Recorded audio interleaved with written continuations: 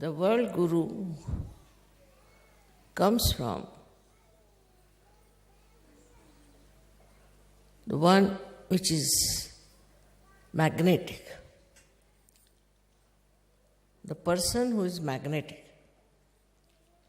the one which attracts the attention of the seekers, is the guru. Also it means the heaviness, or you can say a person who is very steady, who is very deep, who has the knowledge, and who can act like the Mother Earth. For the power of magnetism in the Mother Earth also is called as magnetic, but in Sanskrit is gurutva karshan. Means the attraction of the heaviness of the Mother Earth. But actually it is a power of the Mother Earth that makes us stand properly on our legs when it is rotating with such a tremendous speed. Otherwise, we would be all thrown away. With that velocity that she is moving, we are still attached, or we are one in our balance is only because she has gravity. This gravity has to be in a guru.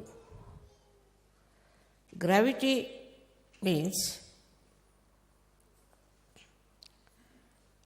a kind of a serious understanding of oneself and one's own responsibilities. So a guru has to be very steady.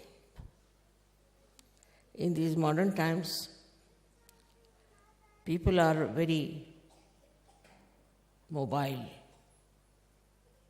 all the time agitated, all the time getting disturbed. With small things happening here and there, they get disturbed. They meet people who are not of any quality, then they get disturbed. These disturbing qualities come from our deficiency in our gravity. A person who has gravity doesn't get depressed, neither get excited, nor get overly enthusiastic, nor is he very sad or unhappy. So he is in the center. He is in the center of his being.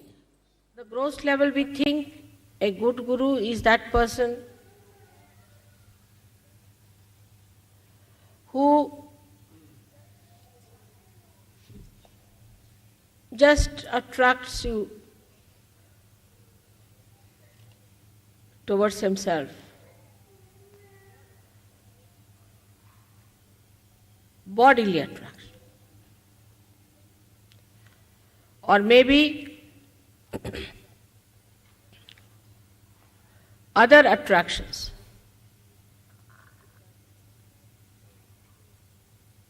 Which are gross.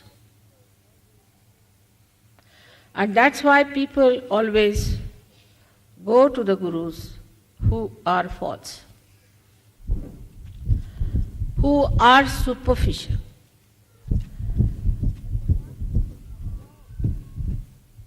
But the one who is above the gravity of the Mother Earth,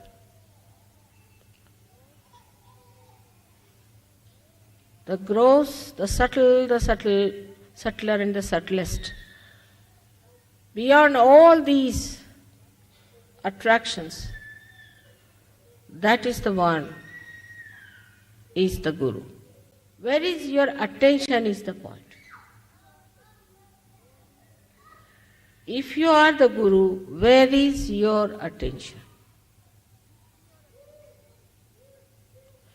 If your attention is on the correction and the nourishment of yourself and of others, then you are first of all the Sahaja Yogi.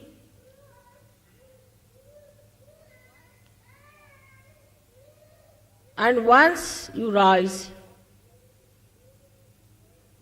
above the gravitational force of materialism,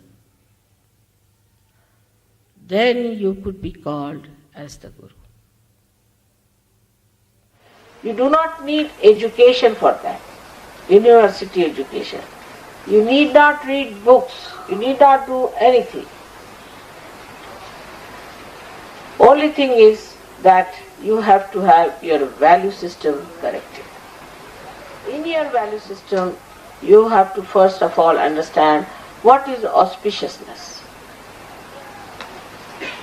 what is divine beauty, and what is morality of the spirit.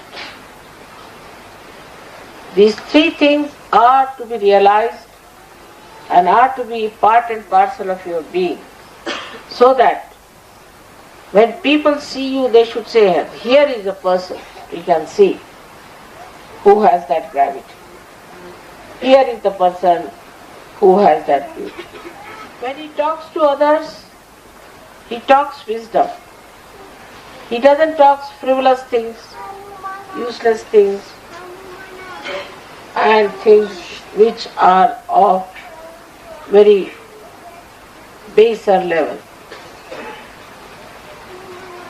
In his own enterprises, I would say, he has a kind of a decency and a decorum. So, not that the Guru himself has the value system, but through his lifestyle, through his own preachings, through his own behavior, he radiates gravity to others. He radiates gravity to others. So, as a result of this gravity, you get discrimination.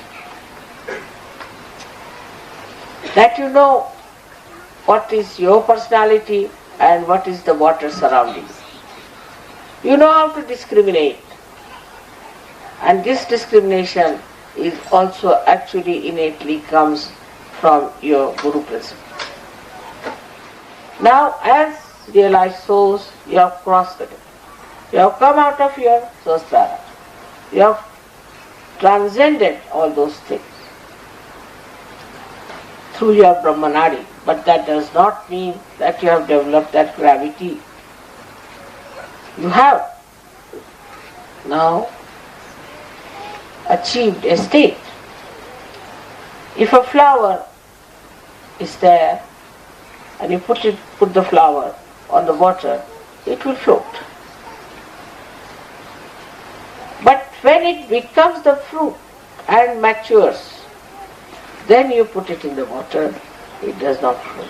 It goes deep down. It doesn't get dissolved. It keeps its own identity.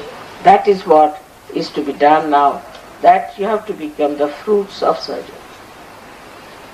Now, all of you can become Gurus. Every one of you can become Gurus.